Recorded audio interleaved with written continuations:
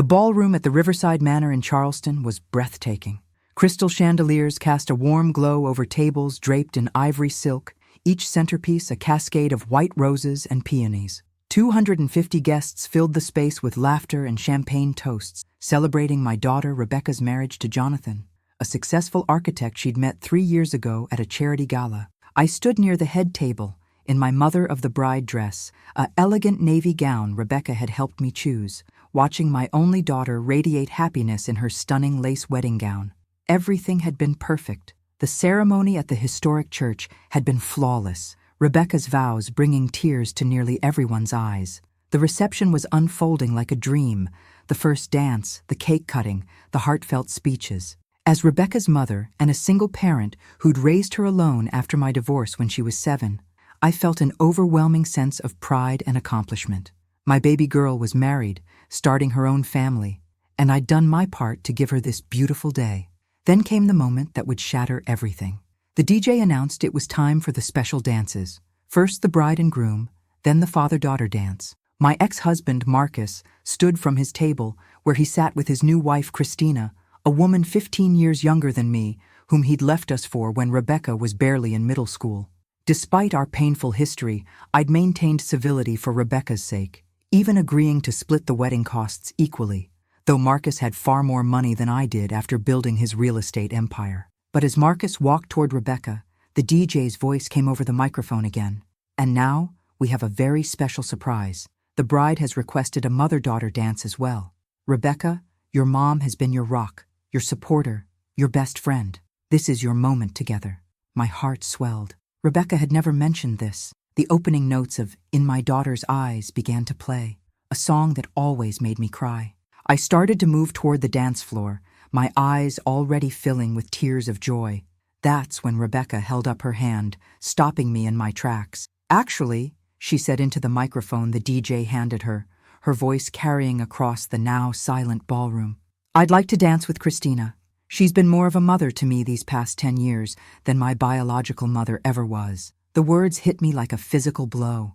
I stood frozen, my smile still plastered on my face as 250 guests turned to stare at me.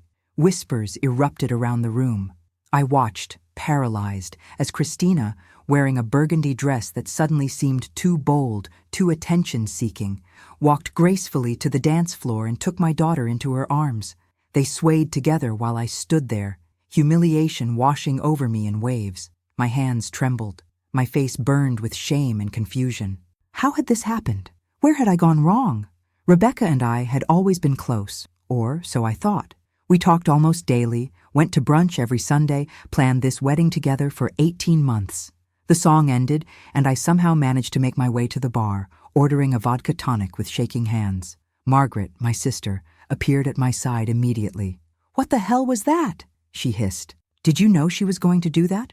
I shook my head, unable to speak, my throat tight with unshed tears. I downed the drink in 3 gulps and ordered another.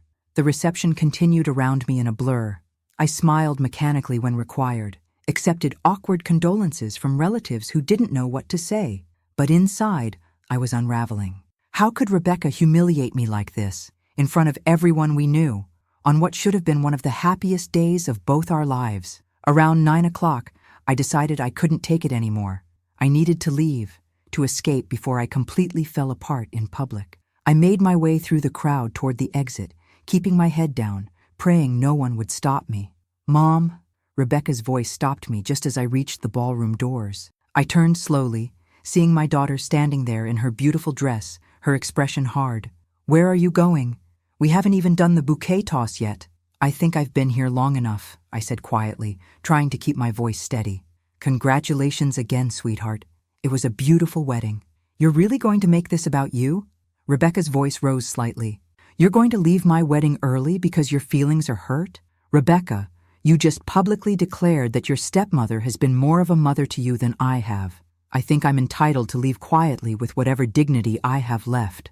"See, this is exactly what I'm talking about." Rebecca's voice grew louder, drawing attention from nearby guests. "Everything is always about your feelings, your hurt, your pride.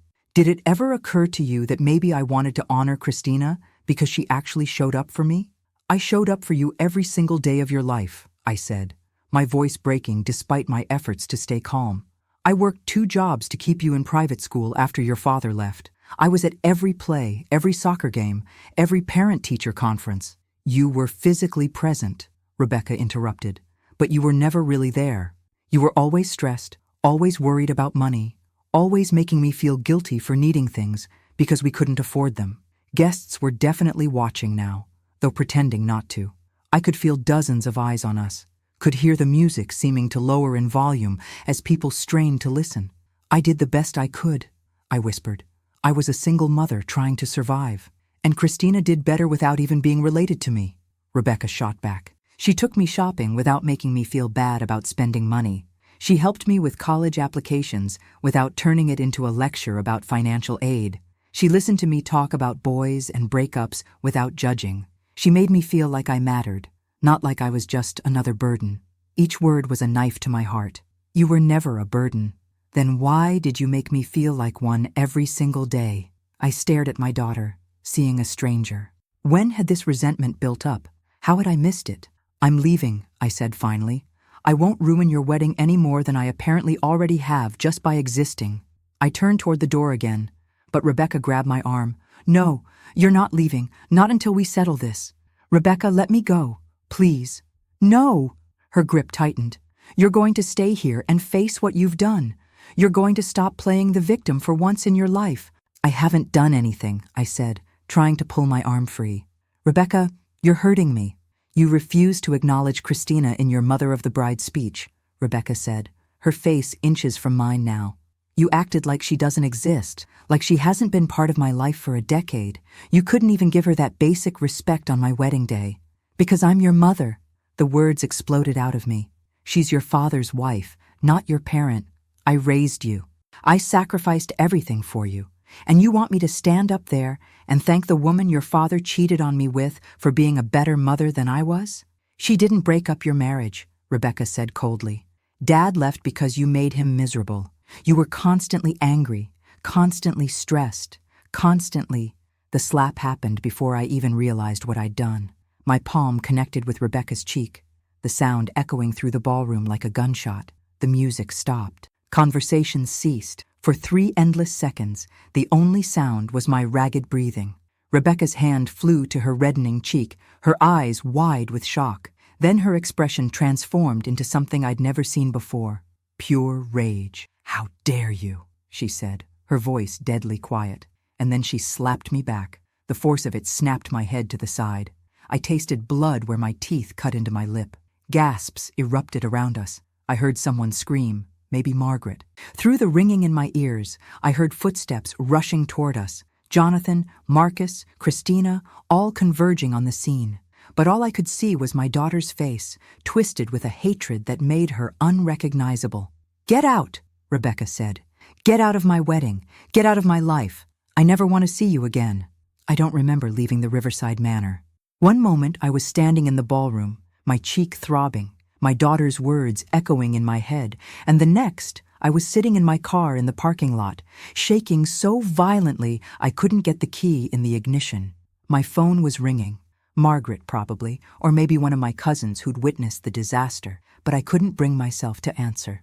Eventually, I managed to start the car and drove home on autopilot, barely aware of the Charleston streets passing by. It was only when I pulled into my driveway in the suburb of Mount Pleasant that the full weight of what had happened crashed over me. I'd slapped my daughter, at her wedding, in front of 250 people, and she'd slapped me back and told me she never wanted to see me again. Inside my small but tidy house, the house I'd bought after the divorce, modest but mine, I caught sight of myself in the hallway mirror. My carefully applied makeup was streaked with tears I didn't remember crying. My navy dress had a wine stain on it from when I'd jostled someone during my confrontation with Rebecca, and my left cheek bore the clear outline of my daughter's hand, red and already beginning to bruise. I sank onto the couch, still in my dress and heels, and let myself fall apart. The sobs came from somewhere deep inside, a place of pure anguish I'd kept locked away for years. All the sacrifices, all the struggling, all the times I'd gone without so Rebecca could have what she needed. Had it all been for nothing? Had I really been such a terrible mother that my own daughter preferred the woman who'd helped destroy our family? My phone continued to ring throughout the night. Margaret, my cousin Patricia, even a few friends from the wedding. I ignored them all, lying on the couch in the dark, replaying every moment of Rebecca's childhood, trying to pinpoint where everything went wrong. Had I been too stressed, too focused on survival? I'd thought I was teaching Rebecca resilience, showing her that we could overcome anything together. But apparently, I'd just been making her feel like a burden. Around 3 a.m, exhausted but unable to sleep, I finally checked my messages. There were dozens. Most were from family members expressing shock and concern. But there was one from Christina, sent just an hour after I'd left the wedding. Linda, I'm so sorry about what happened tonight. For what it's worth, I never asked Rebecca to do that dance. I was as surprised as you were. Please know that I've never tried to replace you. I hope we can talk. Christina. I stared at the message, trying to process it. Was she being sincere? Or was this some twisted attempt to make herself look good? I'd spent 10 years resenting Christina, blaming her for my divorce, even though deep down I knew Marcus had been unhappy long before she came into the picture. Our marriage had been dying slowly, suffocated by financial stress and my constant anxiety about keeping everything together after Marcus's business nearly failed in the early years. When he'd finally found success, building his real estate company into something substantial, I'd thought things would get better. Instead, he'd met Christina at a company event, young, carefree, untouched by the years of struggle we'd endured together. And he'd left, taking his newfound wealth with him, and leaving Rebecca and me to start over. The next morning, I woke up on the couch, still in my dress, my body aching. My phone showed I had a voicemail from Marcus, left at around midnight. With trembling fingers, I played it. Linda, it's Marcus. Look, I don't know what to say about tonight. That was bad, really bad. But Rebecca is devastated. Jonathan had to take her to the hotel early because she was so upset. I'm calling because despite everything, I know you love her, and I know this is killing you. But you need to give her space right now. Let her calm down. Then maybe we can figure out how to fix this. Call me when you're ready to talk. Fix this, as if you could fix a relationship that my daughter had just publicly declared was broken beyond repair. Over the next few days, I learned that videos of the incident had been posted online. Someone had filmed the confrontation on their phone, and now the moment of our mutual slaps was circulating on social media. The comments were brutal, people taking sides without knowing the full story. Some defended me. The mother raised her alone and this is the thanks she gets? Others were Team Rebecca. Imagine being so narcissistic you can't let your daughter honor her stepmother. I deleted my social media accounts rather than read anymore. Margaret came over on Monday, letting herself in with the spare key when I didn't answer the door. She found me still in my pajamas, the house dark, empty wine bottles on the coffee table. Okay, that's enough, she said, yanking open the curtains and letting painful sunlight flood the room. You need to shower, eat something, and talk to me. What's there to talk about? I said, my voice hoarse from crying.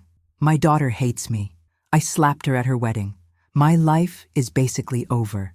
Your life is not over, you dramatic mess, Margaret said, but her tone was gentle. She sat beside me on the couch. But you do need to figure out what happened here. And I don't mean just Saturday night. I mean over the years. How did things get so bad between you two without you seeing it? That was the question I'd been asking myself for 3 days straight. I thought we were close, I whispered. We talked all the time. We had brunch every Sunday. We planned her wedding together for 18 months. But when you talked, what did you talk about? Really think about it, Linda. I thought back to our conversations, wedding details mostly. Rebecca's job. She worked in marketing for a healthcare company, my job as an office manager at a dental practice. Superficial things. When had we last had a deep conversation about our feelings, our fears, our dreams? I don't know, I admitted. I guess I thought we were doing fine. She never said she was unhappy with our relationship. Did you ever ask? The question hung in the air. Had I asked? Or had I just assumed that because Rebecca showed up for brunch and answered my calls, everything was okay? 2 weeks after the wedding, I received a letter in the mail. The return address was Rebecca's apartment, the one she'd shared with Jonathan before the wedding, though they were probably back from their honeymoon by now. My hands shook as I opened it, terrified of what I might find inside. The letter was typed, not handwritten. That detail alone felt like a rejection. too formal, too distant for a mother and daughter. Mom, I'm writing this because I can't talk to you right now without getting angry, and we both saw where that leads. I've been in therapy since college. Yes, for years. Something else you didn't know about me. And my therapist suggested I write down everything I need to say to you. So here it is. Growing up, I always felt like I was drowning in your anxiety. Every purchase, every field trip permission slip, every request for lunch money came with this undercurrent of stress and guilt. You'd say yes to things I needed, but I could always feel the weight of your worry, your resentment about money. I learned to stop asking for things because I didn't want to add to your burden. When Dad left and you got even more stressed, I tried to be the perfect daughter. Good grades, no complaints, helping around the house, but it was never enough. You were always frantic, always worried, always making me feel like one more problem would break you. So I kept my problems to myself, my struggles with friends, with boys, with figuring out who I was. I went to Christina because she had space for my problems. She didn't make me feel like I was too much. The wedding dance wasn't planned to hurt you. I genuinely wanted to honor Christina because she's been important in my life. But when you gave your mother of the bride speech and didn't even acknowledge her existence, after I specifically asked you to at least mention her, I felt like you were erasing 10 years of my life, like you were saying only your version of our story mattered. I'm sorry I slapped you. That was wrong. But I'm not sorry for telling you the truth. You raised me alone, yes. You sacrificed, yes. But somewhere along the way, you forgot to just be my mom instead of a martyr carrying the weight of the world. I needed a mother who could handle my emotions without making them about her own trauma. And I didn't have that. I don't know if we can fix this. Maybe someday, but not now. Please respect my need for space. Rebecca. I read the letter 5 times, each reading revealing another layer of truth I didn't want to face. Had I really made Rebecca feel that way? The anxiety, the stress, the constant worry about money, I thought I was being responsible, being realistic about our situation. But through her eyes, I'd been suffocating her with my fear. The comment about my mother of the bride speech stung especially hard. I'd labored over that speech for weeks, talking about raising Rebecca, about watching her grow into an amazing woman, about how proud I was. But Rebecca had asked me to mention Christina, and I'd refused. Why would I thank her for being part of your life when I'm the one who raised you? I'd said when Rebecca first made the request months before the wedding. Now I saw it differently.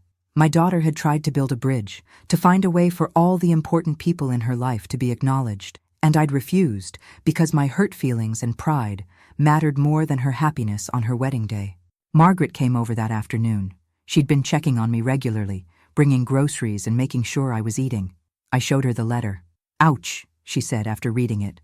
But, Linda, is she wrong? You too? I looked at my sister in disbelief. You're taking her side? I'm not taking sides, Margaret said carefully, but I've watched you parent Rebecca for 24 years, and I've watched you carry around bitterness about Marcus and anxiety about money and worry about everything. You did raise her alone. You did sacrifice, but you also made sure she knew about every sacrifice, every struggle, every hardship. Maybe not intentionally, but kids feel these things. I wanted to argue, to defend myself, but deep down, I knew Margaret was right. I'd worn my struggles like a badge of honor, proof of my dedication as a mother. But Rebecca hadn't asked to be my proof of anything. She'd just wanted to be a kid, then a teenager, then a young woman, without carrying the weight of my martyrdom. What do? I asked, feeling more lost than I had since Marcus left. You get yourself into therapy, Margaret said firmly. You figure out why you've built your entire identity around being the abandoned, struggling single mother. And then, when you've done some of that work, you reach out to Rebecca, not to defend yourself or explain yourself, but to actually listen to her. That afternoon, I called 3 therapists before finding one with availability. Dr. Sarah Chen had an opening the following week. I specialize in family relationships and trauma, she'd said on the phone. I think I can help you. The week leading up to my first appointment, I did something I'd never done before. I looked back at my life objectively, trying to see myself through Rebecca's eyes. I thought about the times I'd sighed heavily while writing tuition checks, the occasions I'd said yes to something Rebecca wanted but added, even though we really can't afford it, the way I'd constantly compared our modest lifestyle to what Marcus could provide Rebecca during his visitation weekends. Well, It's easy for him to buy you nice things now that he's not supporting this household. Each memory was a small wound I'd inflicted on my daughter, probably without even realizing it. Death by 1,000 cuts of guilt and obligation. Dr. Chen's office was in downtown Charleston, in a renovated historic building that somehow felt both professional and comforting. She was in her 40s, with kind eyes and a no-nonsense demeanor that I immediately appreciated. I didn't want someone who would just validate my feelings. I needed someone who would tell me the truth. "Tell me what brings you here," she said after we'd settled into our seats. I gave her the abbreviated version. The wedding, the slap, the letter, my complete confusion about how my relationship with my daughter had deteriorated without my knowledge. "Let's start at the beginning," Dr. Chen said. "Tell me about your marriage to Rebecca's father." Over the next hour, I found myself talking about things I'd buried for years. How Marcus and I had married young, full of dreams. How his business had nearly failed in those early years, leaving us drowning in debt. How I'd taken on extra work, sacrificed everything to keep us afloat. How by the time Marcus found success, I was so accustomed to anxiety and struggle that I couldn't stop, even when the money improved. "I became addicted to suffering," I said, the realization hitting me as I spoke. "I built my identity around being the person who held everything together through sheer will and sacrifice." "And when Marcus left," Dr. Chen prompted, "it validated everything. I was the good one, the loyal one, the one who'd stuck it out through the hard times. He was the villain who abandoned us for a younger woman once things got easy." That narrative made sense to me. It made my suffering mean something. "How did that narrative affect your relationship with Rebecca?" I thought about it. I guess I needed her to see me as the hero of the story, the martyred mother who gave up everything. If she didn't appreciate that narrative, then what had my suffering been for? Dr. Chen leaned forward slightly. "Linda, do you think it's possible that you were so invested in being the struggling single mother that you couldn't allow yourself, or Rebecca, to simply be happy?" The question felt like a punch to the gut. I wanted Rebecca to be happy, but could she be happy without feeling guilty about your unhappiness? I couldn't answer that.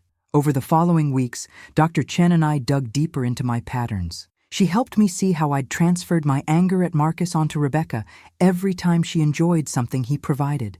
How I'd made my love conditional on Rebecca, acknowledging my sacrifices. How I'd been so focused on what I'd given up for her that I'd failed to see what she needed from me. Unconditional support without strings attached. "Parenting isn't supposed to be transactional," Dr. Chen explained. "You don't sacrifice for your child with the expectation that they'll spend their life repaying you with gratitude and loyalty. You do it because you love them and want the best for them." "But shouldn't children appreciate what their parents do for them?" I asked. "Appreciation, yes. But you weren't asking for appreciation. You were demanding validation of your entire identity. That's too much weight for any child to carry." One session focused specifically on Christina. "You've spent 10 years vilifying this woman," Dr. Chen observed. "But based on everything you've told me, what has she actually done to you?" "She married my ex-husband," I said immediately. "After your divorce was final. After Marcus had already left. She didn't break up your marriage, Linda. Your marriage was already broken. But it's easier to blame her than to examine why the marriage failed, isn't it?" I thought about Marcus, about the man I'd married. Had I loved him? Or had I loved the idea of us against the world, struggling together? When things got easier and he wanted to enjoy life instead of constantly preparing for the next crisis, had I resented him for it? "I think I drove him away," I admitted quietly. "Not on purpose, but I couldn't stop being in survival mode. Even when we didn't need to survive anymore, I couldn't just live." "And Rebecca grew up watching that pattern," Dr. Chen said gently. "She learned that love came with anxiety, that happiness was something to feel guilty about, that asking for things made her a burden. Is it surprising she found comfort in a stepmother who offered her something different?" When I left that session, I sat in my car for 20 minutes, processing everything. My phone buzzed, a text from Margaret checking in, as she did daily now. But there was another text, too, from an unknown number. "Mrs. Porter, this is Jonathan, Rebecca's husband. I know things are complicated right now, but I wanted you to know that Rebecca is struggling too. She misses you, even if she can't admit it yet. Please don't give up on her, or yourself." I stared at the message, tears blurring the screen. My son-in-law, barely knowing me, had reached out with kindness. Meanwhile, I'd spent 18 months planning a wedding with Rebecca without ever asking what she really needed from me emotionally. 3 months after the wedding, I wrote Rebecca a letter. Not a defensive explanation, not a justification of my actions, but an actual apology. Dear Rebecca, I've been in therapy since we last spoke, working on understanding myself and my role in damaging our relationship. You were right about everything in your letter. I made you carry the weight of my anxiety and bitterness. I built my identity around being your martyred mother instead of just being your mom. I couldn't let myself be happy because I was too invested in my suffering, meaning something. I'm sorry I made you feel like a burden. I'm sorry I couldn't see Christina as a person who cares about you instead of just a symbol of my failed marriage. I'm sorry I refused to acknowledge her in my speech, prioritizing my hurt feelings over your happiness on your wedding day. And I'm sorry I slapped you. There's no excuse for that, regardless of what led up to it. I don't expect forgiveness right now. I just want you to know that I'm working on becoming someone who can have a healthy relationship with you if you're ever willing to try again. I love you, and I'm so proud of the woman you've become, despite my failures as a mother, not because of them. Love, Mom. I mailed it without overthinking, knowing that if I waited, I might lose my nerve. 2 weeks later, I received a text from Rebecca. Thank you for the letter. I'm not ready to talk yet, but I appreciate you hearing me. It wasn't much, but it was something. A crack in the wall between us. Meanwhile, I continued therapy and started making other changes in my life. I joined a book club Margaret had been inviting me to for years. I volunteered at a local women's shelter, helping other single mothers navigate the challenges I'd once faced. But this time, I tried to model resilience and hope instead of martyrdom. I started dating again, something I'd avoided since the divorce, because being alone had become part of my identity as the abandoned wife. Dr. Chen helped me see that I'd been stuck in a trauma response for 15 years. You experienced real hardship, she explained. The financial stress, the betrayal, the struggle of single parenthood, those things were genuinely difficult, but you never processed them and moved forward. You just kept reliving them, dragging Rebecca through them over and over. 4 months after the wedding, something unexpected happened. Christina called me. Hi, Linda. I hope it's okay that I'm calling. I got your number from Rebecca. She knows I'm reaching out. Her voice was nervous but kind. I was wondering if you'd be willing to meet for coffee. No pressure, and I understand if you're not ready, but I think there are things we should talk about. Every instinct screamed at me to refuse, but Dr. Chen's voice echoed in my head. Growth happens outside your comfort zone. Okay, I heard myself say. When? We met at a cafe in Mount Pleasant, neutral territory. Christina arrived right on time, looking as nervous as I felt. Up close, away from wedding glamour, she looked younger than I'd realized. She was probably only in her late 30s now. She ordered a latte while I stuck with black coffee, and we sat awkwardly for a moment before she spoke. I want to start by saying I never intended to replace you, Christina began. When I met Marcus, Rebecca was already 14. She was this amazing, intelligent, wounded girl who desperately needed someone to talk to. And I think because I wasn't her parent, she felt safe opening up to me. About what? I asked, trying to keep my voice neutral. About feeling like she was drowning in guilt. About loving her dad, but feeling like loving him meant betraying you. About being terrified of disappointing you because you'd sacrificed so much for her. Christina's eyes were compassionate. Linda, Rebecca loves you so much, but she was afraid of you too. Afraid of not living up to what you'd given up for her. The words hurt, but I needed to hear them. Did she tell you she was in therapy? Christina nodded. She started in college, anxiety and depression. She didn't want to tell you because she thought it would just add to your stress.